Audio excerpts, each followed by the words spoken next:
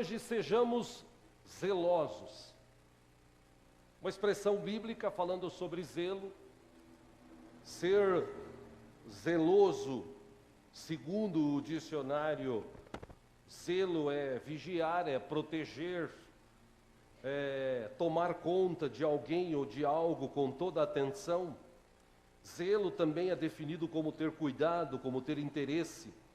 Zelo também é definido como velar, como interessar-se, como administrar, como defender, como tratar de algo com empenho.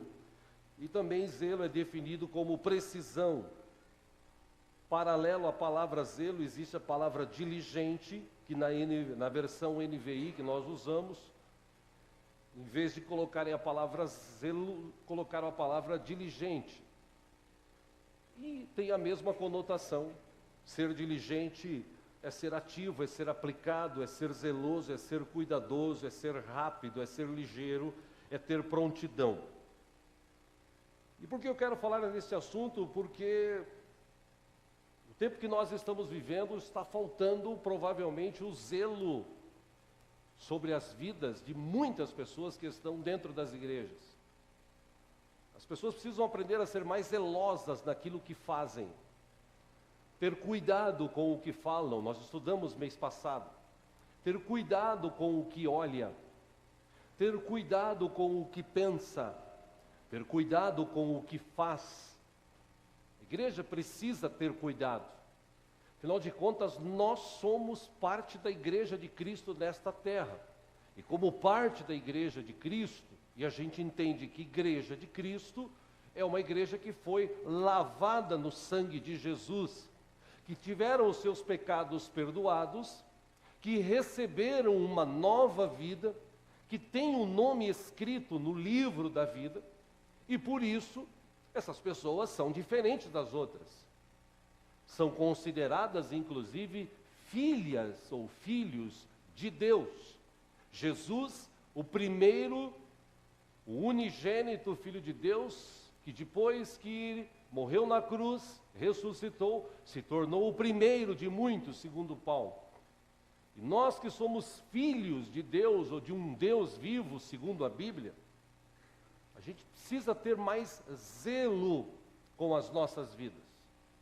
Só que como posso ter zelo, ter mais cuidado, ter mais afeição, ter mais responsabilidade, num momento, num tempo onde as pessoas elas querem mais saber de suas vidas do que saber da vida dos outros?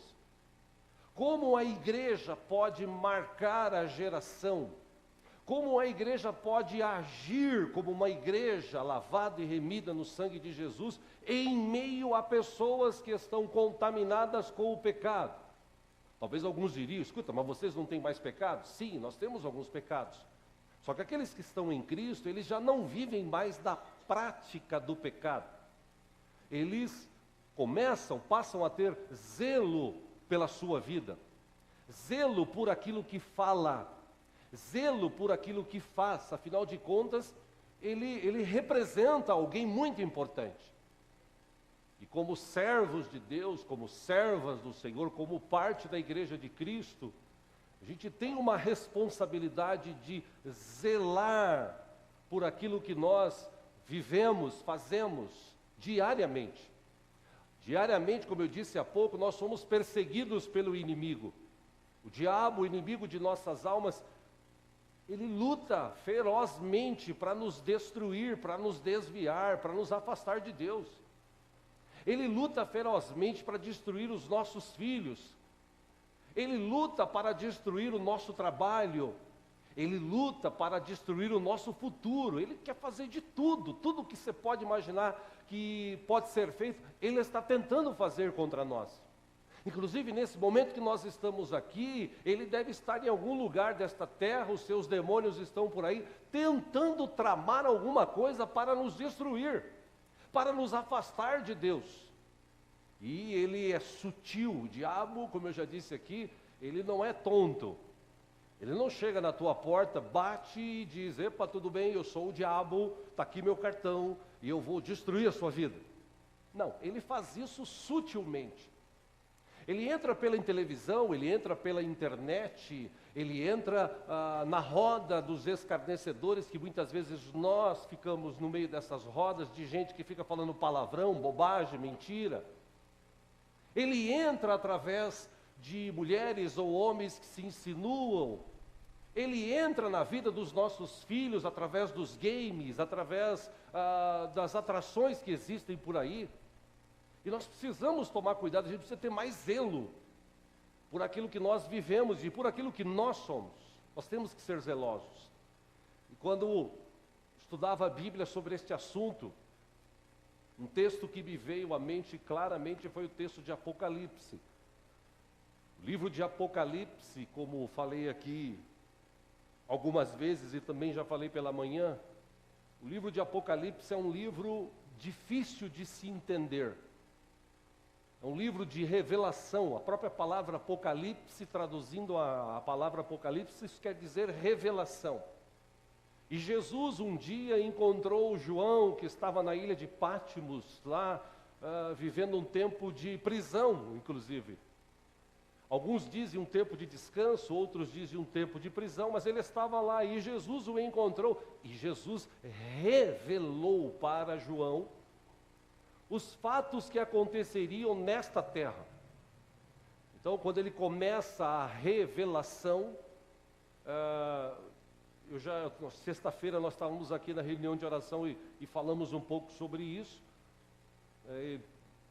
A Bíblia fala de uma marca chamada marca da besta, o 666, que para alguns, não sei se é verdade, mas para algumas pessoas estudiosas e tal, o chip está sendo criado aí no mundo, seria, quem sabe, uma possível marca dessa chamada besta, porque esse chip ele tem que ser implantado na mão direita, e a Bíblia diz que a marca da besta estaria na mão direita ou na testa das pessoas que recebessem essa marca. E o chip, você sabe, está sendo desenvolvido para trazer segurança, para acabar com esse negócio de dinheiro, cédula. Hoje já existe, e eu conversava sábado retrasado com um especialista na Bolsa de Valores, ele disse que existem hoje de entre 700 e 900 moedas, chamadas moedas virtuais, em que as pessoas negociam por aí sem usar o tal do real, do euro, do dólar. É uma moeda que inventaram, existem várias, e as pessoas negociam com elas.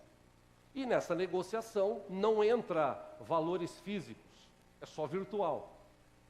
Então eu imagino que no futuro, para terminar com esse negócio de assaltos, de roubos a bancos e outras coisas mais, como sequestros e tal, estão desenvolvendo este chip para trazer segurança, para acabar com esse negócio de documentação.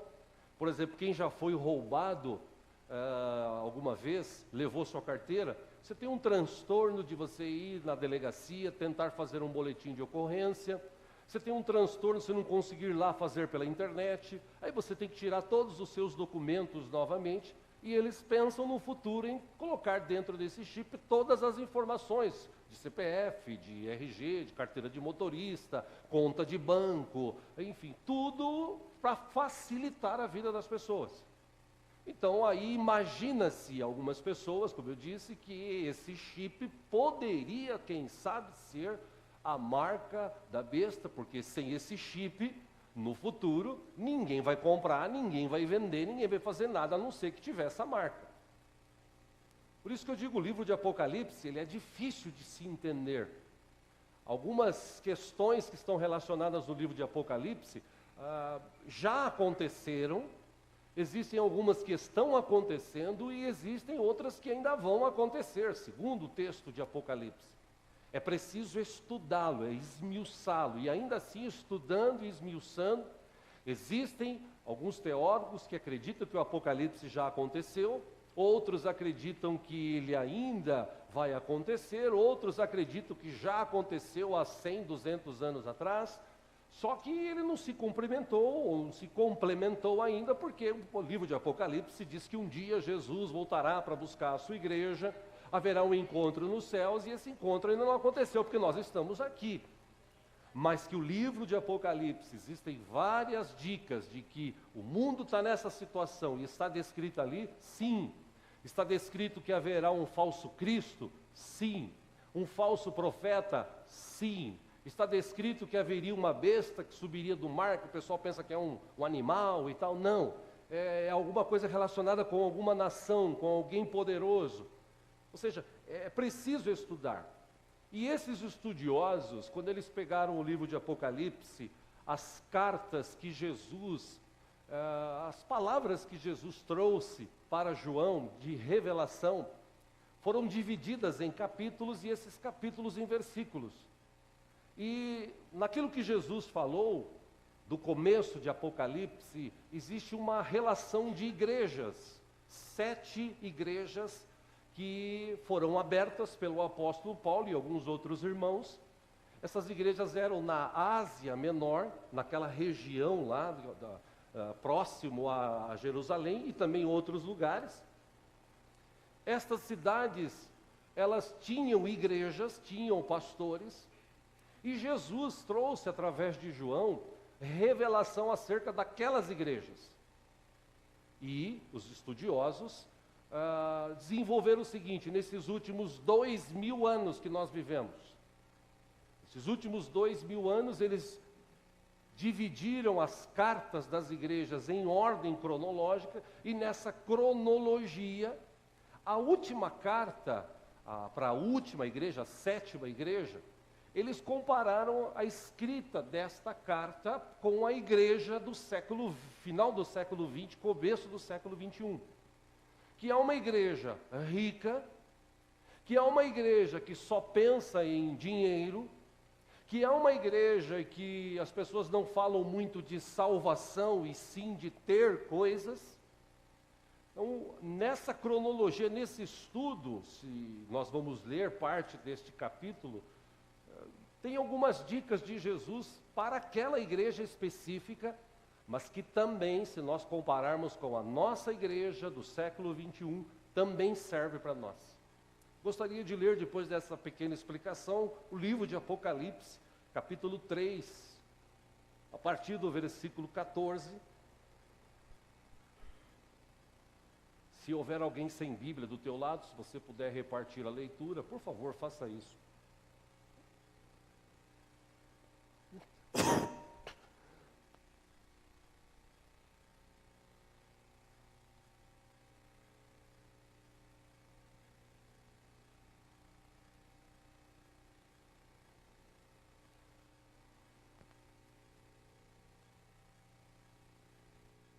Capítulo 3, a partir do versículo 14.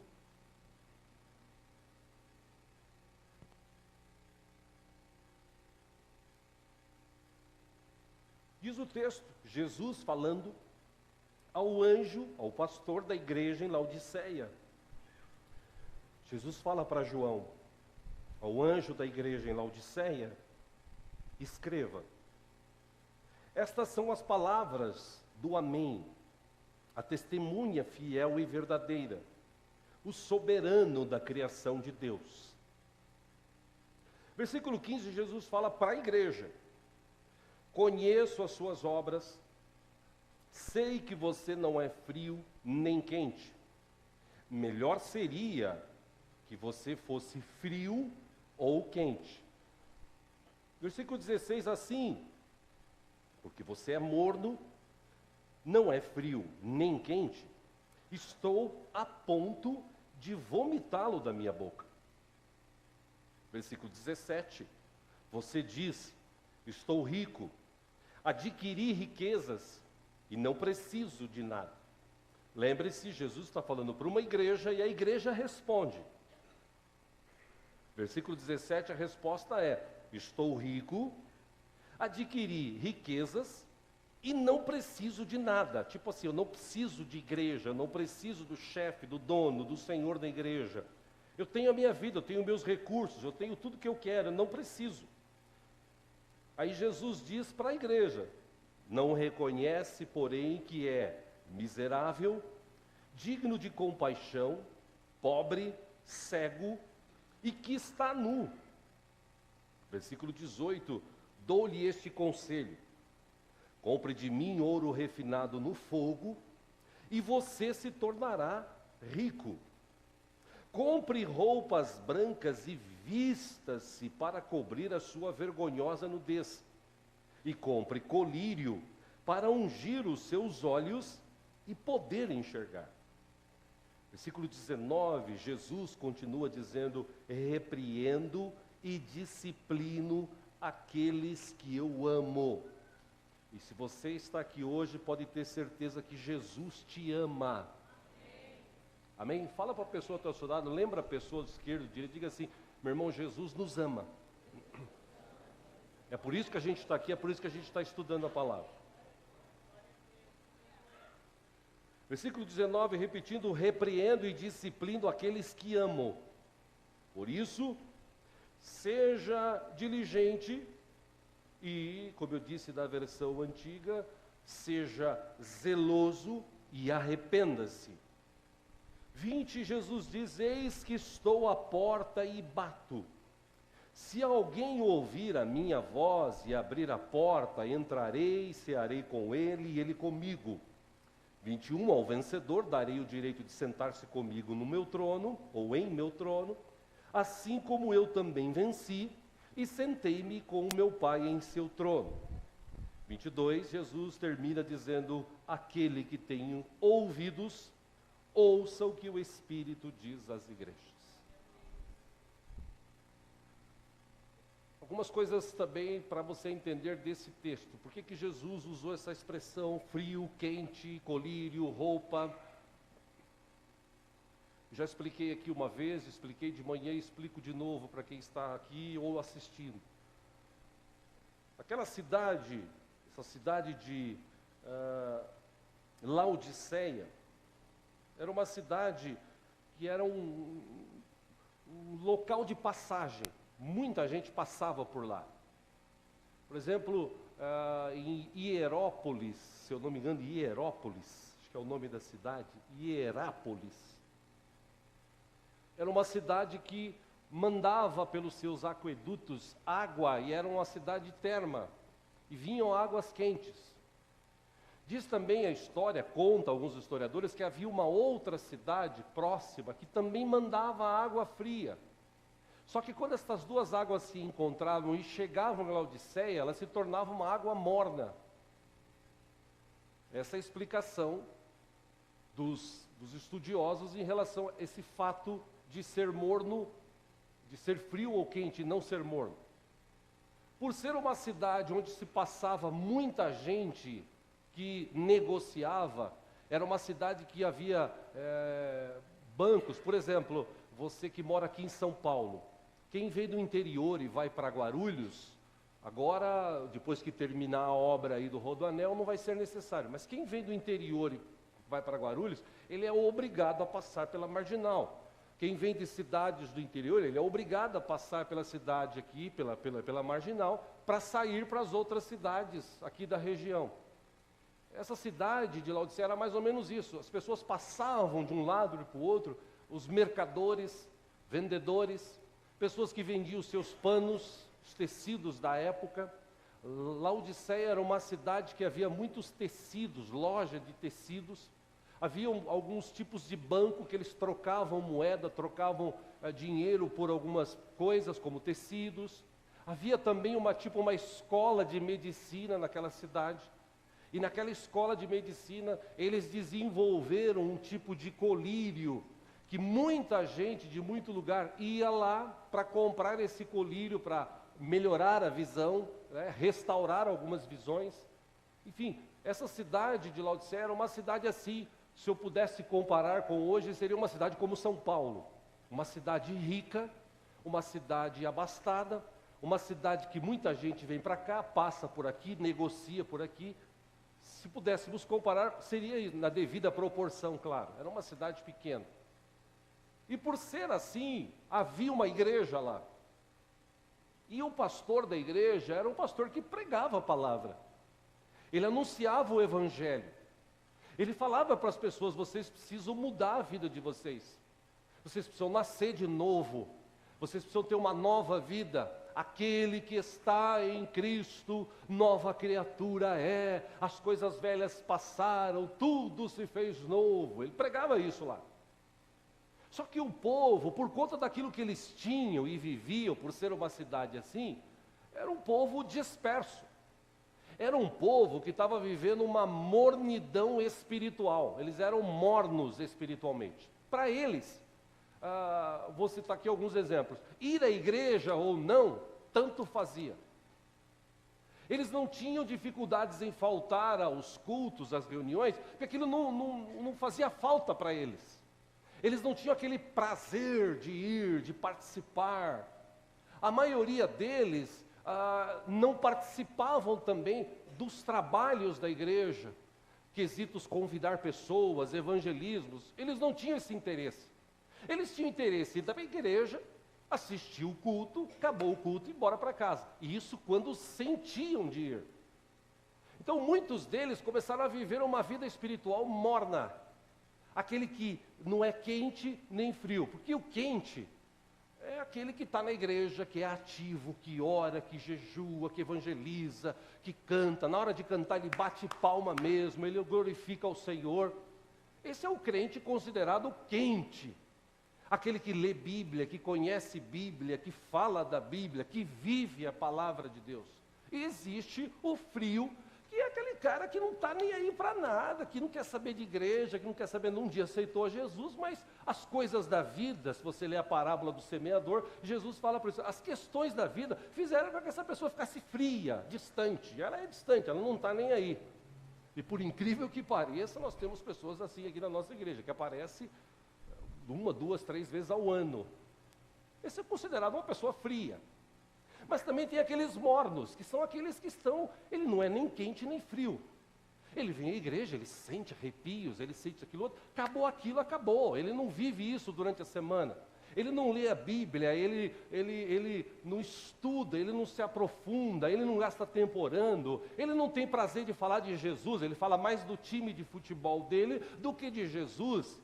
Ele senta numa roda, dia desses aconteceu isso com a gente, sábado retrasado, a gente estava numa roda de irmãos, né, da mesma família, a gente batendo um papo, falando sobre o Evangelho, sobre volta de Jesus, falamos, né, algumas pessoas da família perguntaram sobre o chip, sobre o número da besta, sobre fazer a obra de Deus, sobre isso, sobre aquilo, a gente foi conversando 1 hora e meia, chegou um ponto que um deles falou assim, pô, mas a gente só está falando de coisa de Bíblia, vamos falar de outra coisa. Eu falei, pô, mas está tão gostoso, né, e todo mundo falou, é mesmo, está tão gostoso, pô.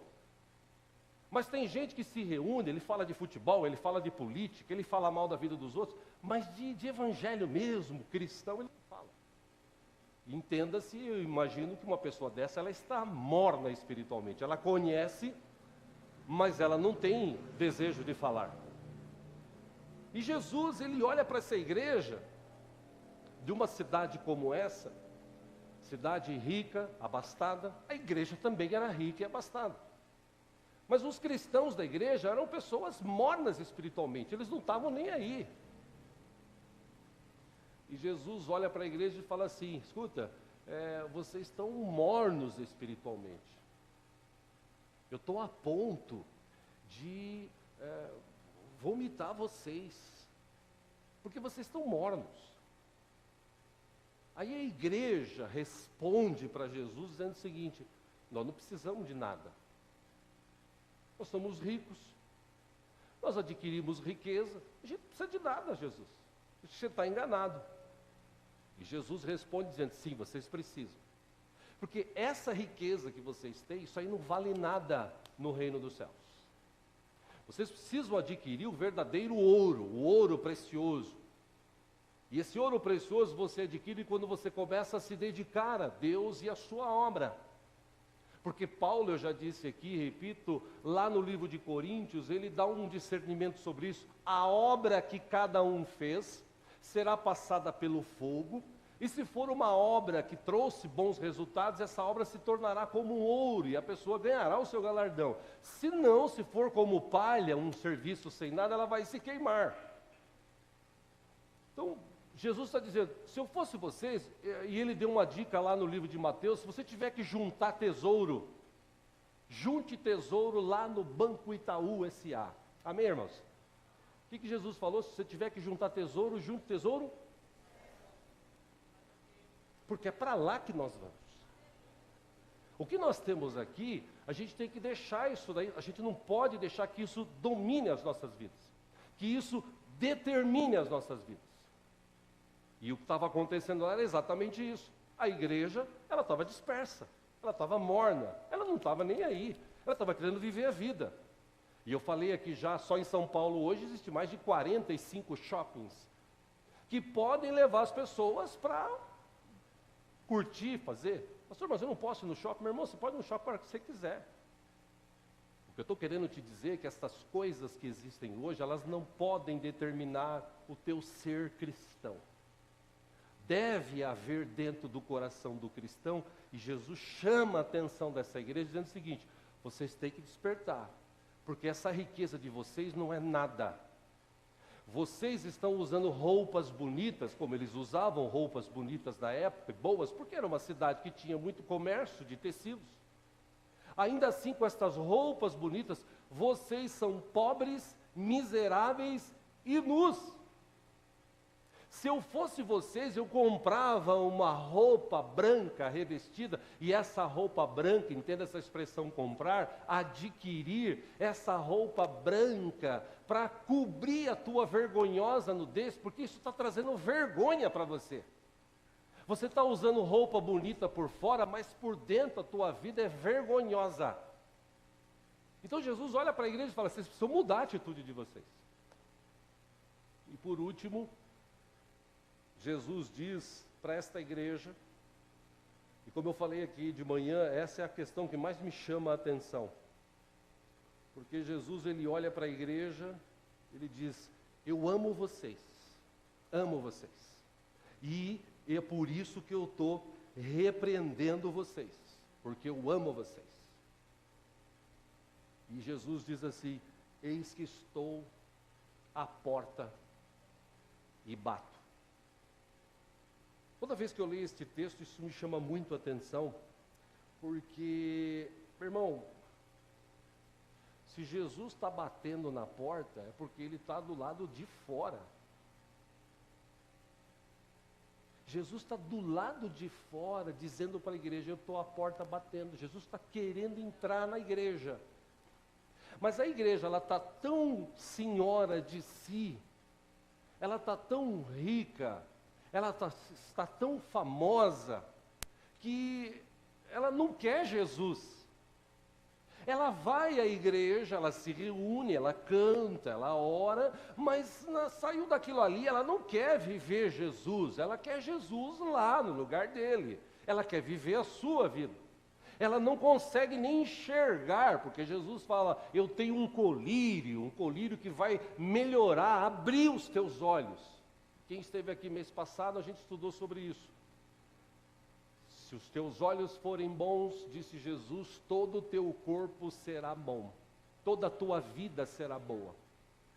Então Jesus olha para a igreja e fala assim: vocês estão cegos, vocês estão achando que está tudo bem para vocês, só porque vocês têm dinheiro, vocês têm uma casa, têm um carro, vocês têm um trabalho, parece que está tudo bem, então vocês não querem saber.